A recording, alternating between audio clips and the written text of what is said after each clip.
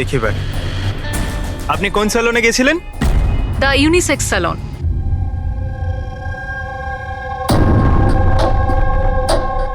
Sir, এই এলিনা হয়তো এখানেই কোথাও বসেছিল ওর হেয়ার ট্রিটমেন্ট করার জন্য।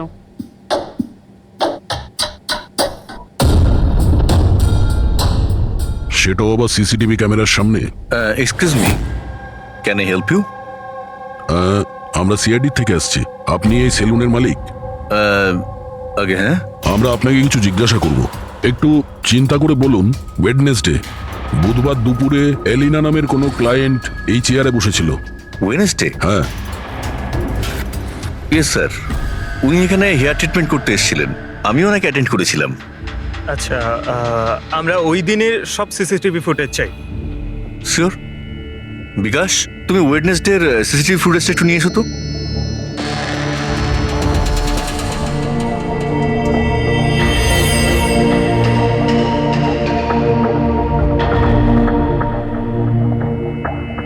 স্যার,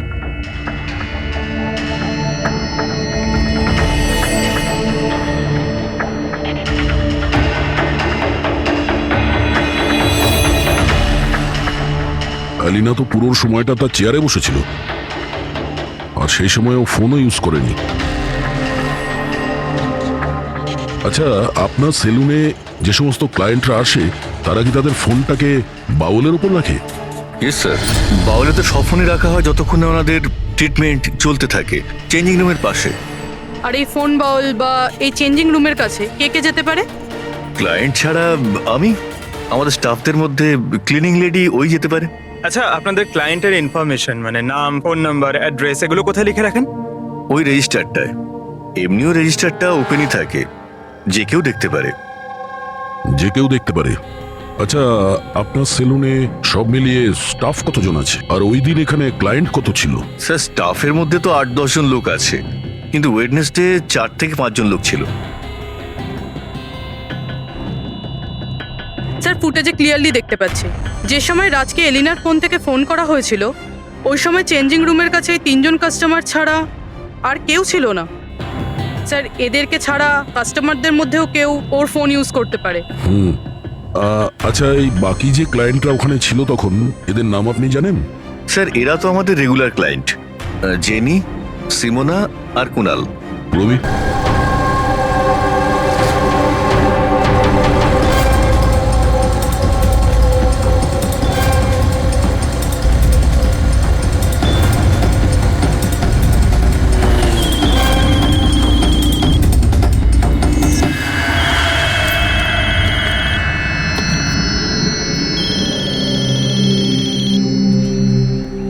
হ্যালো, হ্যাঁ, আমি অমর বলছি।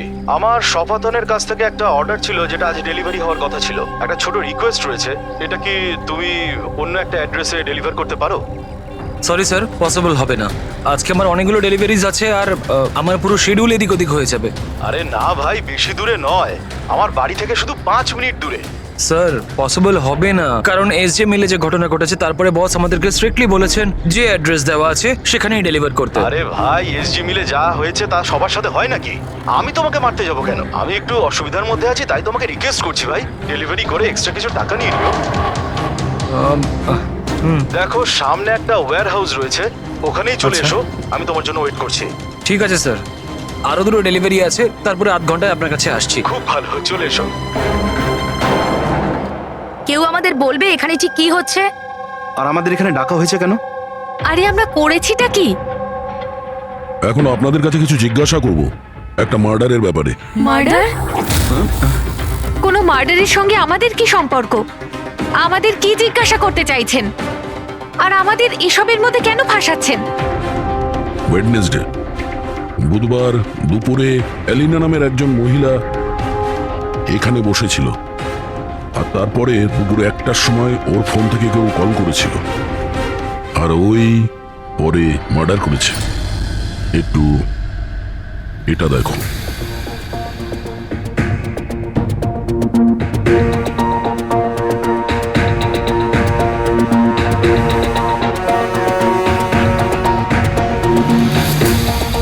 এলিনা ছাড়া তোমরা 3 জনই ছেলে যারা ফোনের কাছে যেতে পারতে।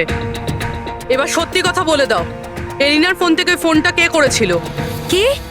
কিসের কল? কার কল? আমি কারুর ফোনে কেন হাত দিতে যাব? কেউ কেন হাত দেবে? স্যার, এরা এমনিতেও শিক্ষিত আর পয়সালা ফ্যামিলিতেই বিলংস করে। যখনই আসে এক ঘন্টা 10,000 টাকা করে বিল করে। তা সত্যি কথা বলতে কি আমার তো মনে হয় না এরা কিছু সামান্য টাকার জন্য কাউকে খুন করবে। হতে পারে খুন টাকার জন্য করা হয়নি।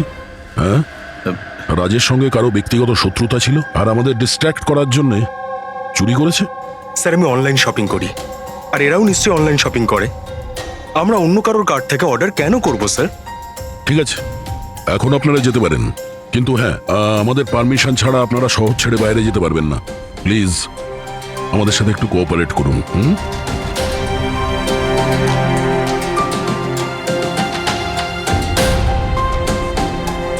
স্যার, এই তিনজনকে দেখে মনে হচ্ছে না এরা খুন করেছে বলে। যাই হোক, এদের তিনজনের উপর নজর তো রাখতে হবে।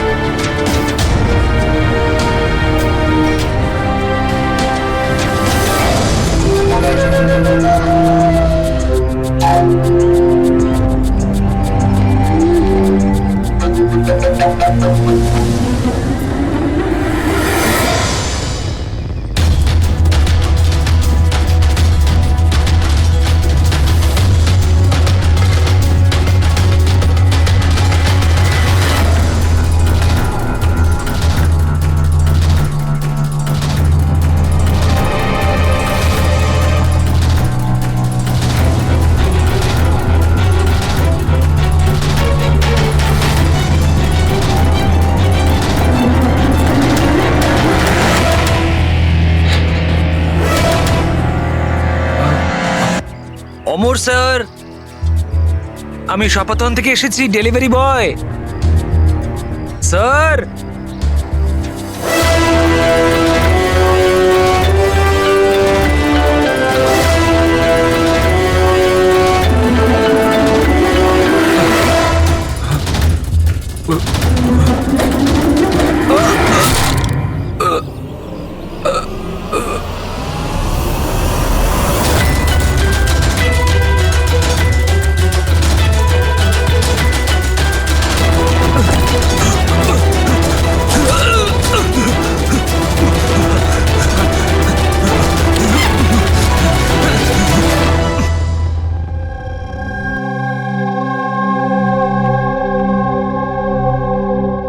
দেখো যতীন, ভয় পেও না, ঠান্ডা মাথায় ভেবে বলো এক্স্যাক্টলি কি হয়েছিল।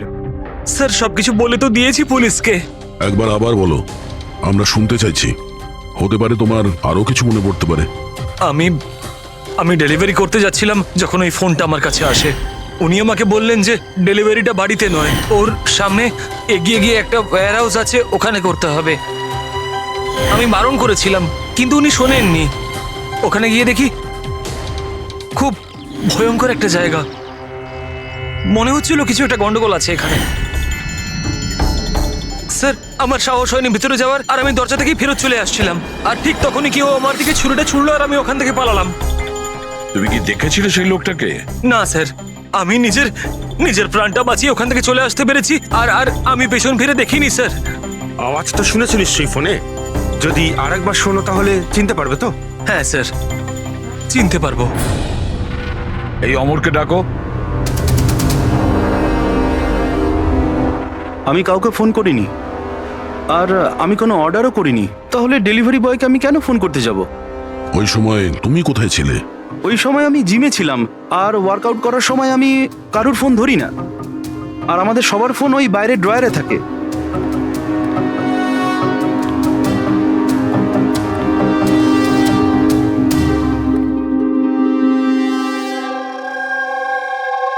যতীন, গলা শুনেছ ওই ছেলেটার? কি মনে হয় এই কি সে? না স্যার, ইনি সেই লোকটা নন। আরে ঈশ্বর, ঠিক মনে আছে? স্যার, ওর গলার স্বর খুব ভারী প্রকৃতির। এই লোকটা ও হতে পারে না। ঠিক আছে, তুমি যেতে পারো। যদি দরকার পড়ে ডেকে নেব। Thank you sir. স্যার আমাদের তো মনে হচ্ছিল যে রাজের মার্ডার ব্যক্তিগত শত্রুতার জন্যই হয়েছে, কিন্তু এখানে তো দেখছি অন্য ব্যাপার।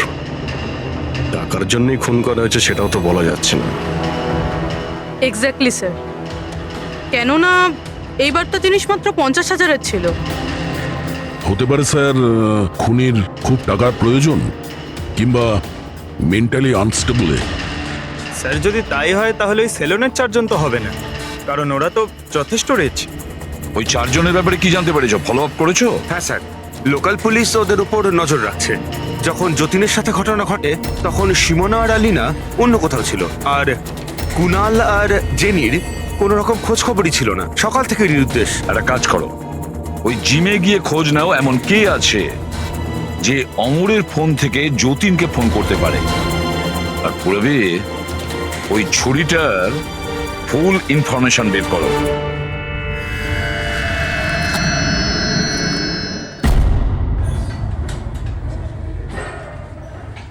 এক্সকিউজ মি, এই জিমের ম্যানেজার কে?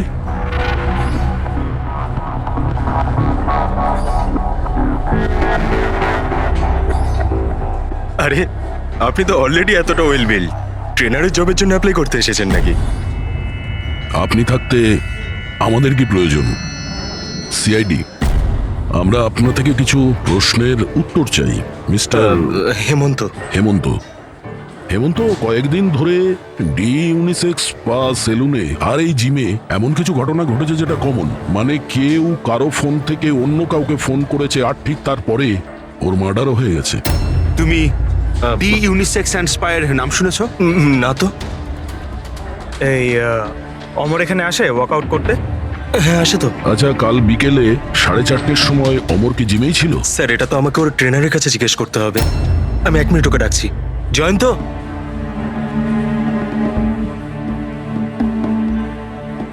জয়ন্ত, এই অমর কাল বিকেল 4:30-র সময় জিমেই ছিল? অমর, হ্যাঁ ওইখানেই ছিল স্যার, আমি ওকে অ্যাটেন্ড করছিলাম। আর সেই সময় ওর ফোনটা ওর কাছে ছিল? ফোন না না স্যার, হেমন্ত স্যারের স্ট্রিক্ট রুল, জিমে নো মোবাইল ফোন। তাহলে তোমরা ফোনগুলো রাখো কোথায় ওই সময়? বাইরে ড্রয়ারে স্যার, সবার ওখানেই থাকে। চলো একটু দেখাবে হেমন্ত, কোথায় ওটা?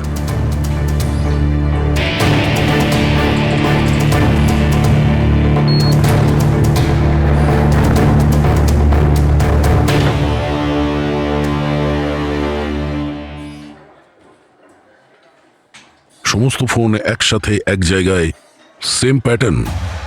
কে কে যাওয়া আসা করে এই ড্রয়ারের কাছে? স্যার শুধু আমি আর আমার স্টাফেরা, আর কেউ নয়। স্যার মনে হচ্ছে এই জিমটাতে আর ওই স্যালুনটাতে একটা কমন লিংক আছে। হেমন্ত, স্যার। তোমার সমস্ত ক্লায়েন্ট আর স্টাফ সবার ডিটেলস চাই আমার, তাড়াতাড়ি। Okay sir.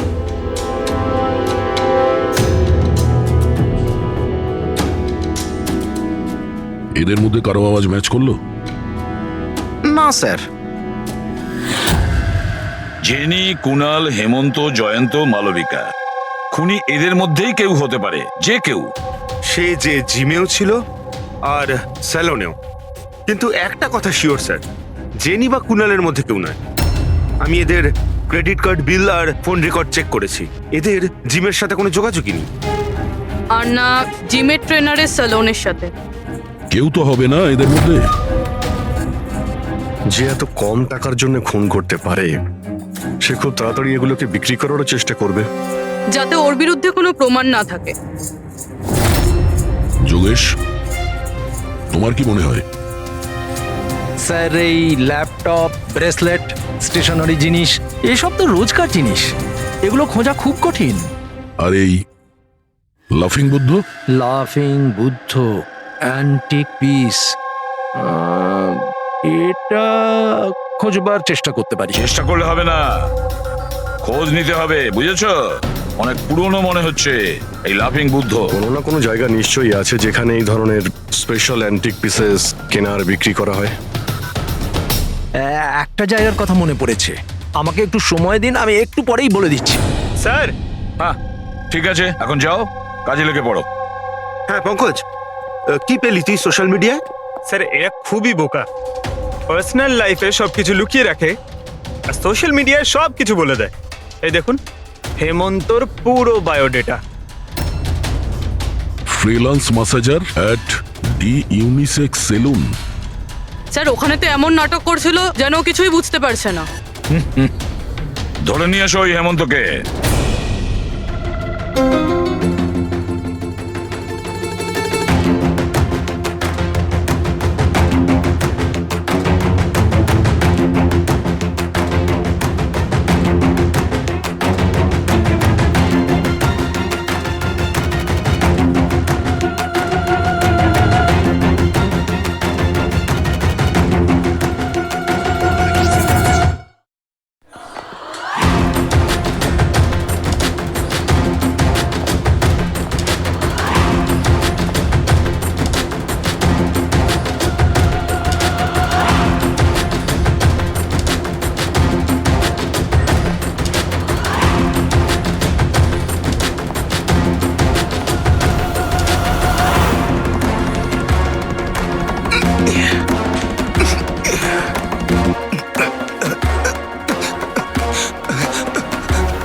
মিথ্যে কথা বলেছো তুমি আমাদের।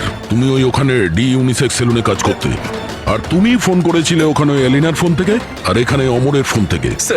স্যার আমি কারোর ফোনে হাতও দিইনি স্যার। হ্যাঁ আমি আপনাকে মিথ্যে কথা বলেছিলাম যাতে আপনি আমাকে সন্দেহ না করেন। স্যার আমি ভয় পেয়ে গেছিলাম স্যার। তুমি এখনো মিথ্যে কথা বলছো, এখনো মিথ্যে কথা বলছো তুমি। রাজের উপর ফিজিক্যাল অ্যাসাল্ট হয়েছিল, সেটাও জোরে ফোর্সের সাথে। তুমি তো ভীষণ স্ট্রং না? হ্যাঁ স্যার আমি কাউকে খুন করিনি স্যার।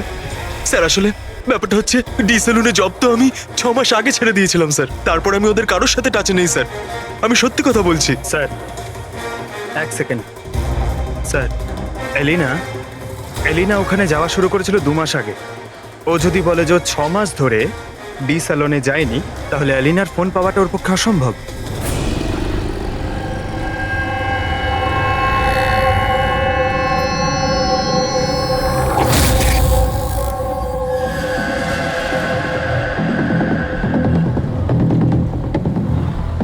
হ্যালো, হ্যাঁ স্যার, ওই দোকানটার বাইরে আমি দাঁড়িয়ে আছি, যেখানে ওই লাফিং বুদ্ধাটা আছে। হ্যাঁ। একটা লম্বা চওড়া বডি বিল্ডার টাইপের ছেলে ছিল।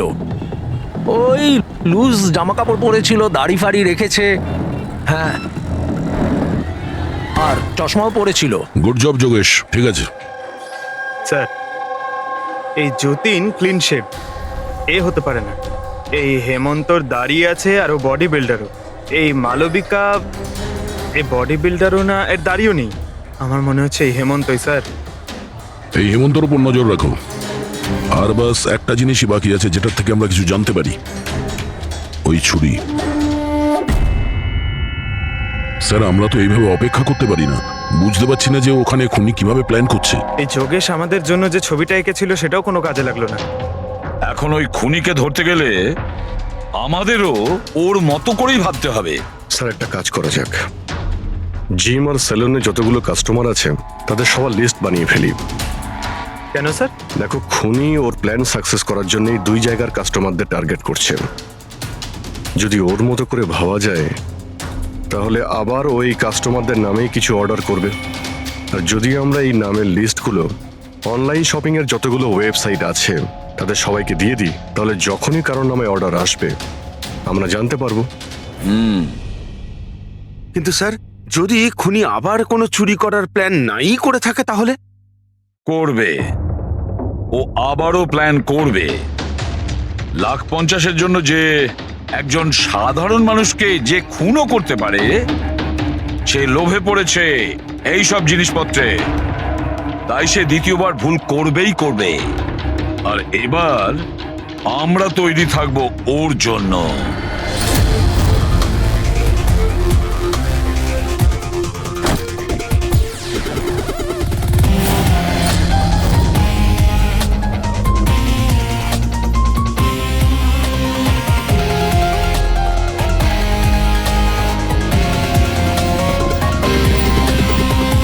স্যার দেখো পঙ্কজ, ওই যে অরুণ, ও সেলুনের ক্লায়েন্ট।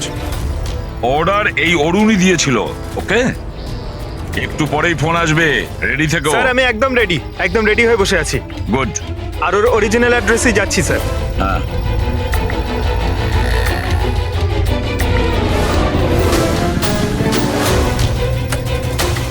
হ্যালো স্যার, আমি ওর বাড়ির বাইরে দাঁড়িয়ে রয়েছি, কি করব? কি করবে মানেটা কি? বাড়ির ভেতর ঢুকে যাও, ডেলিভারি করো। Okay sir. 1 মিনিট হোল্ড করুন তো। মিস্টার অরুণ, আপনার জন্য প্যাকেজ আছে। কি আছে এতে? সেটা তো আপনিই জানেন স্যার, আপনি অর্ডার দিয়েছিলেন। না না, আমি তো অর্ডার করিনি। আপনি অর্ডার দেননি? না। এটা আর ইউ শিওর? হ্যাঁ, আমি শিওর। ঠিক আছে স্যার, আমি এটা রিটার্ন নিয়ে যাচ্ছি। ওকে। পঙ্কজ, এই অরুণ তোমাকে অর্ডার দেয়নি তো? কোনো ব্যাপার না, তুমি চলে এসো। হ্যাঁ, আমরা বোধহয় কোনো ভুল করছি। বললাম তো পুরবি, এর ওপরে কোনো আঙ্গুলের ছাপ পাওয়া যায়নি। তুমি ডবল চেক করেছো?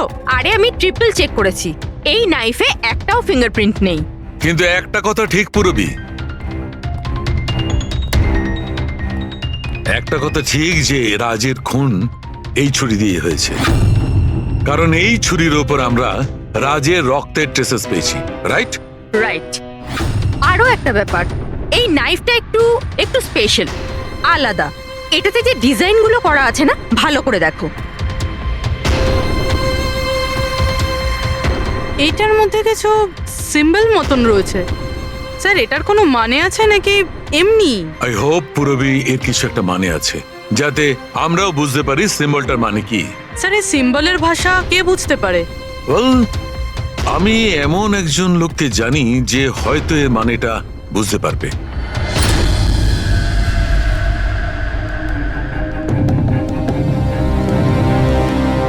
এই যে ছুরিটা দেখছেন, এটা কম করে 200 বছরের পুরনো ঐতিহাসিক নিদর্শন। এটা আপনারা পেলেন কি করে? আমরাও এটাই জানতে চাই স্যার, যেটা এলো কোথা থেকে। দেখে তো এটা রাজস্থানের কোনো বিশেষ রাজঘরানার মনে হচ্ছে। এটা কি করে বুঝলেন আপনি? এই যে সিম্বলটা দেখতে পাচ্ছেন, এটা এইটা সেন্টারে। হ্যাঁ।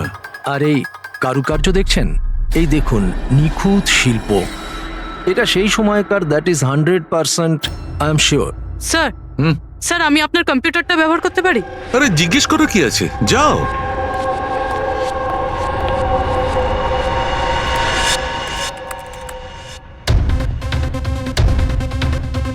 স্যার,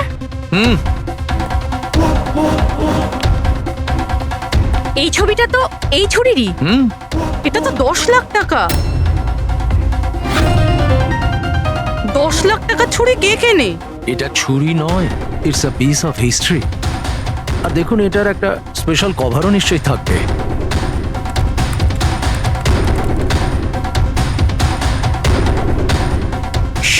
লাখ? এর কভার 60 লাখ টাকা? 60 লাখ কভারের দাম? হ্যাঁ স্যার, স্টোর ম্যানেজারকে ফোন করছি।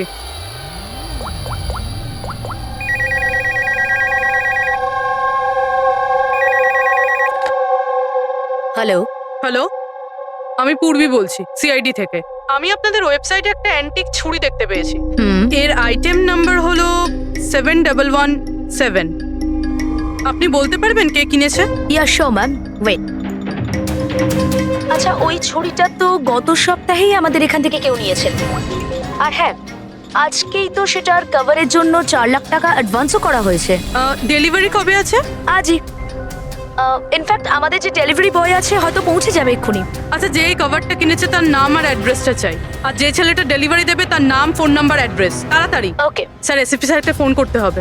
আর যেই ডেলিভারি এজেন্ট রয়েছে। আরে এটা আবার কি জায়গা? আমি আবার ভুল জায়গায় চলে এলাম না তো? হ্যাঁ, এটাই তো সেটা মনে হচ্ছে। অ্যাড্রেসটাও তো এক। একটা ফোন করে দেখি। Hello sir. হ্যাঁ স্যার, আপনি যে অ্যাড্রেসটা দিয়েছিলেন সেখানে পৌঁছে গেছি। হ্যাঁ স্যার, আপনি কোথায় আছেন? হ্যাঁ স্যার, কিন্তু স্যার এখানে তো কেউ নেই, একদম ফাঁকা জায়গা এটা। টিপ ঠিক আছে স্যার, আমি না হয় ভিতরেই যাচ্ছি।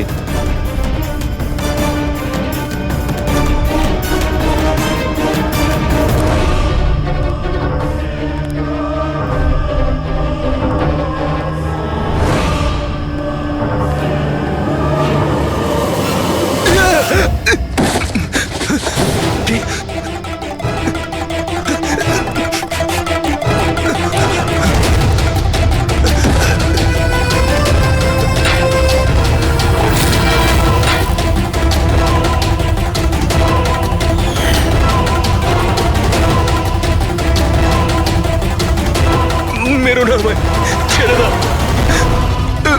কে তুমি? ছেড়ে দাও আমায়।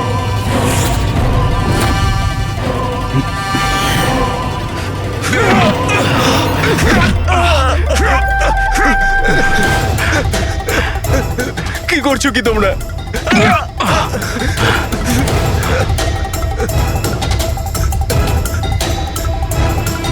মেরো না।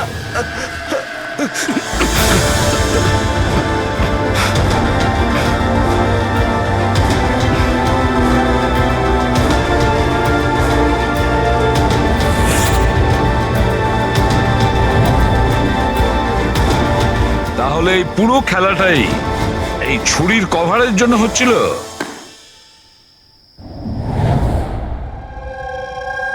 ক্লান্ত হয়ে গেছিলাম আমি নিজের জীবন নিয়ে আর আমার এই 50,000 টাকার চাকরি নিয়ে। সমস্ত বড় লোকেদের দেখে রাগে মাথা গরম হতো আমার। রোজই তারা নতুন নতুন জিনিসপত্র কিনত, যেগুলোর ওদের কোনো প্রয়োজনই ছিল না। ওরা দামি দামি জিনিস কিনতো আর সেগুলোকে ইউজও করতো না। আর আমার একটা 100 টাকার জিনিস কেনার আগেও 10 বার ভাবতে হতো আমাকে। আমি খুব চেষ্টা করেছি, কিন্তু নিজেকে কন্ট্রোল করতে পারিনি। কি করতাম, লাইফস্টাইলটাই এরকম ছিল আমার। ডিভোর্স হয়ে গেছিল, হাত থেকে বাড়িটা বেরিয়ে যাচ্ছিল, পাওনাদাররা টাকার জন্য পড়েছিল। এত টেনশনে একমাত্র শপিং করেই আমি একটু রিল্যাক্স হতে পারতাম, কিন্তু কিন্তু টাকাই তো ছিল না আমার কাছে। তাই তুমি তাদেরকে লুট করা শুরু করে দিয়েছিলে যারা অনলাইন শপিং করে, তাই তো? শুধু তাই নয়, এর মধ্যে তুমি কুনালকে, নিজের বয়ফ্রেন্ডকেও জড়িয়ে নিয়েছিলে। কুনাল এতদিন পর্যন্ত নিজের খরচের জন্য ওর বাবা মার উপরেই ডিপেন্ড করতো, সেই জন্য আমি ওর কাছ থেকে টাকা চাইতে পারতাম না। তাই আমি ওকেও নিজের পার্টনার করে নিই, যাতে ও আমাকে ছেড়ে না চলে যেতে পারে। কিন্তু ওই ছুরিটা তোমাকে ফাঁসিয়ে দিল। ওই ছুরিটা তুমি কিনে তো ফেলেছো, কিন্তু ওর কভারটা কিনতে পারোনি, যেটা 60 লাখ টাকা ছিল। আর সেই টাকা জোগাড় করতে তুমি একের পর এক ডেলিভারি বয়দের খুন করতে শুরু করে দিলে।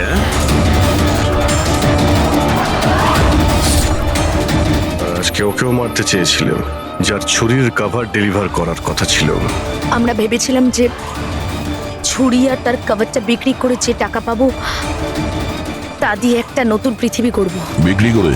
হ্যাঁ, যেভাবে তুমি একজন পুরুষের ছদ্মবেশে ওই লাফিং বুদ্ধ বিক্রি করতে গেছিলে। তুমি তোমার আওয়াজ কি করে বদলালে যখন তুমি যতীনকে ফোন করেছিলে? ভয়েস মডিউলেটর অ্যাপ দিয়ে।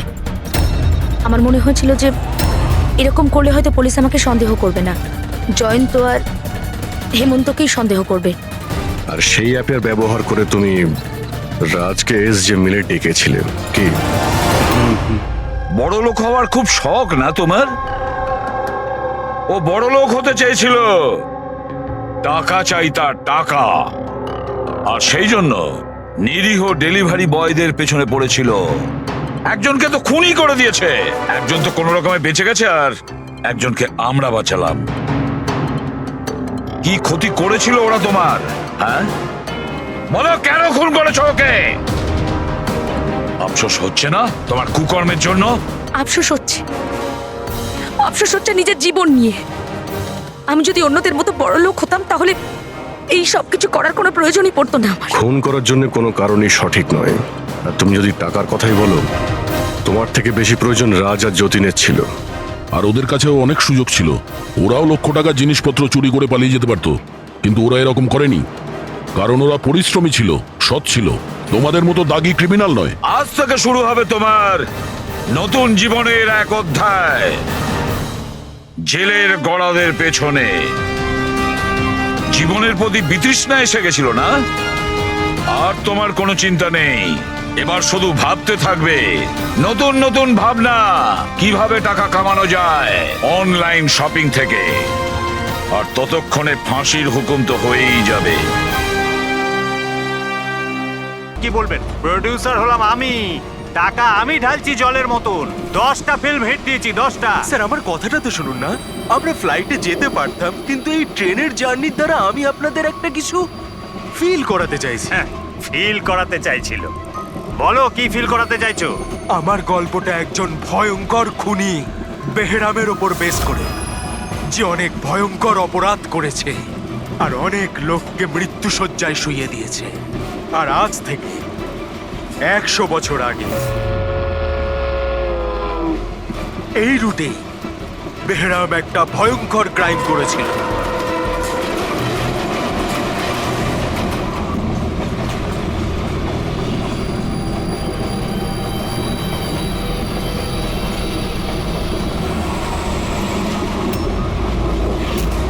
এই রক্ত কি করে?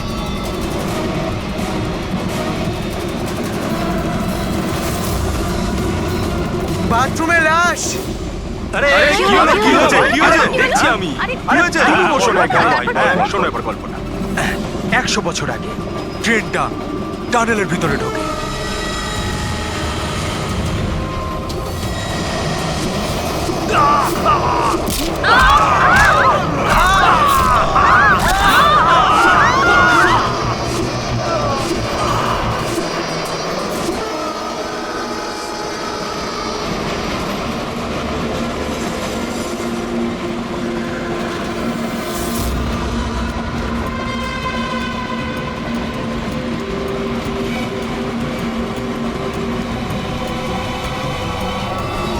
আমরা কোনো প্যাসেঞ্জারকে যেতে দিইনি, সবাই এখানেই আসে।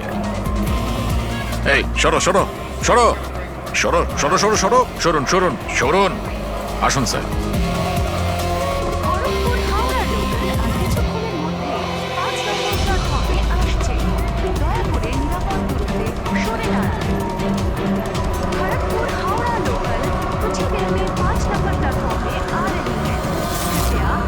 सुरक्षित दूरी बनाए रखें। Kharagpur Howrah express coming on platform number 5. Please keep a safe distance. 2 number platform से एक थ्रू ट्रेन जाएगी। স্যার, सुरक्षित दूरी बनाए रखें। কারোর শরীরে কোনো আঘাতের দাগই নেই স্যার। সবার মৃত্যু ঘাড় ভেঙে যাওয়ার জন্য হয়েছে স্যার। দেখো তো একটু চেক করো, দেখো কারো আইডেন্টিটি পাওয়া যায় কিনা, এদের জিনিসপত্রও চেক করো। বাইরের লোকগুলোকে জিজ্ঞাসাবাদ করি। আচ্ছা, আপনারা কেউ কি কিছু বলতে পারবেন? এসব কিভাবে হলো, কে খুন করতে পারে?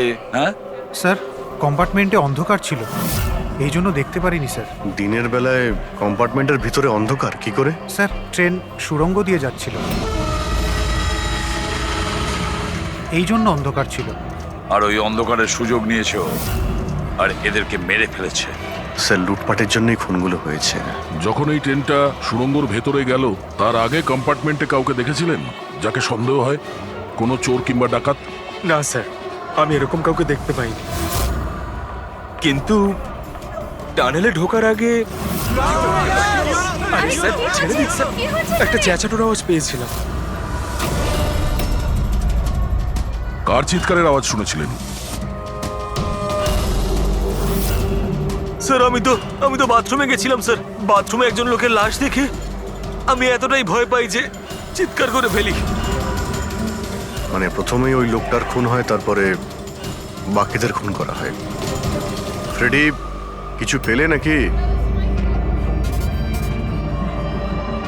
স্যার, এই আই কার্ডটা পেয়েছি। এই লোকটা ট্রেনে ওয়েটার ছিল। স্যার, এটা তো নয় যে এই কাজটাকে সফল করার জন্য ট্রেনে ওয়েটার হয়ে ঘুরছে। হতে পারে। আচ্ছা, একটা কথা বলুন, আপনাদের কি কাউকে কারোর ওপর কোনো সন্দেহ হয়েছিল কোনো লোককে দেখে? হতে পারে সে ওয়েটারের ড্রেস পরে বা রেলের স্টাফ সেজে এসেছিল। হ্যাঁ হ্যাঁ স্যার, একটা লোক ছিল, খুব রোগা মতো, মোটা মোটা গোঁফ ছিল, খুব অদ্ভুত লাগছিল। স্যার, আমি দেখেছিলাম উনি মোটা আর ক্লিন শেভ ছিল না। ও আচ্ছা, ফেডরিক, একটা কাজ করো, ট্রেনের বুকিং অফিস থেকে রিজার্ভেশনের চার্ট চাও আর তাতে দেখো এই বগিতে কতজন লোক বসেছিল আর সব প্যাসেঞ্জাররাই এখানে প্রেজেন্ট নাকি বাইরে চলে গেছে। হ্যাঁ, আচ্ছা, এনার পাশের সিটে কে বসেছিলেন? আমি। ও, তাহলে তুমি তো জানবেই কি হয়েছিল, কে করেছিল। না স্যার, সবকিছু এত তাড়াতাড়ি হলো যে কিছু বুঝতেই পারলাম না, কিন্তু আমি শুধু ওই লাল রঙের কাপড়টা দেখেছিলাম, ওই যে ওইখানে রয়েছে।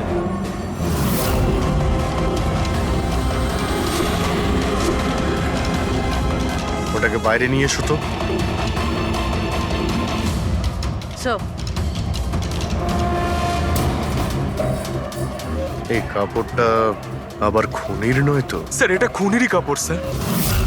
তুমি কি করে জানলে যে এই কাপড়টা খুনেরই? আমি জানি স্যার, সবকিছু জানি।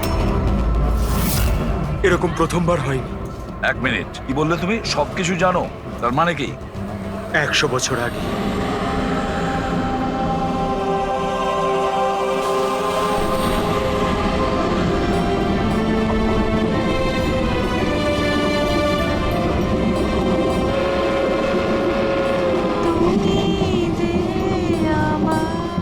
এই বহরাম তো সবার জীবন অতিষ্ঠ করে রেখেছে। এই দেখুন, আমি তো শুনেছি ও অশুভ শক্তির সঙ্গে কথাও বলতে পারে। হ্যাঁ, কিন্তু ওর মুখ কিন্তু কেউ দেখেনি। সে কি? হ্যাঁ, আর ধরে নাও যদি আমাদের সামনে দিয়ে চলে যায় বা আমাদের পাশে এসে বসে, কেউ এটা বুঝতেই পারবো না যে ওই হলো বেহরা। সেটা তো ঠিক কথা।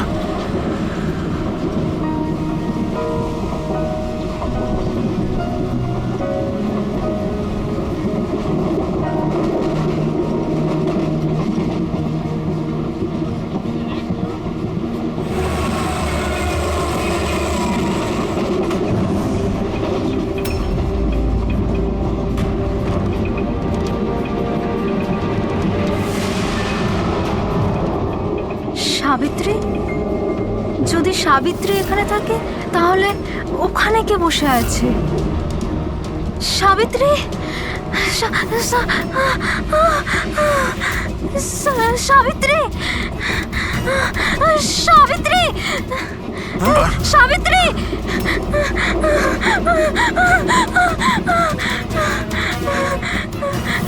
সাবিত্রী, কোন সাবিত্রী? তো এখানে বসে আছে। জামাই বাবু, সাবিত্রীকে কেউ মেরে ফেলেছে, ওর লাশ পড়ে আছে। তাহলে এ কে?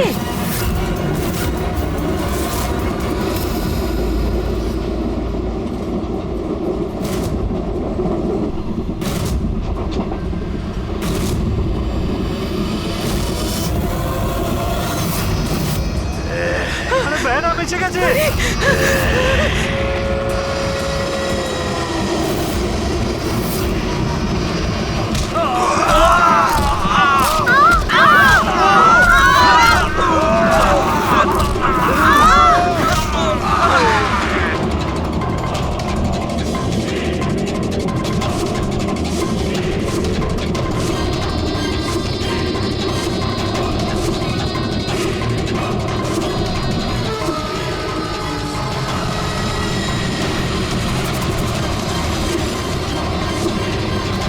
ওর নাম বেহরাম ছিল।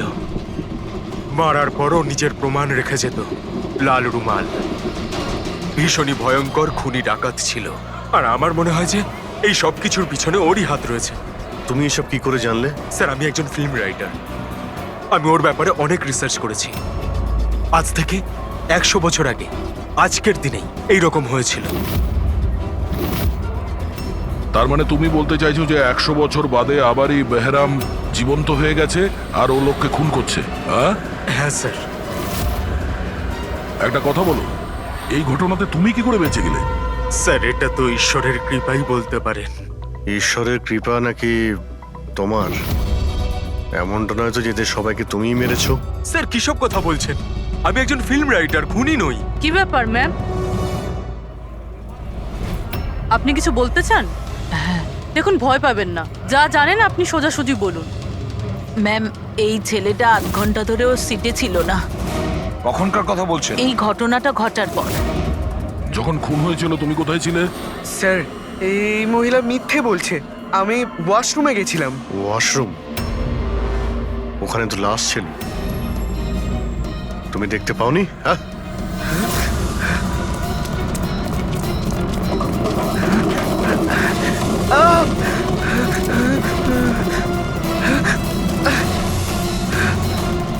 বল, কেন মেরেছিস এদেরকে? হ্যাঁ স্যার, আমি মারিনি ওদের। আমি খুনি নই। আমি তো এই ছোটখাটো একটা চোর। এটা আমার মোবাইল। এটা আমার এক মোবাইল। মিনিট, এই নাও, যাও। ওই রাইটার রঘুকে সঙ্গে নাও, বিউরোতে গিয়ে খুব ভালো করে জিজ্ঞাসাবাদ করতে হবে ওকে।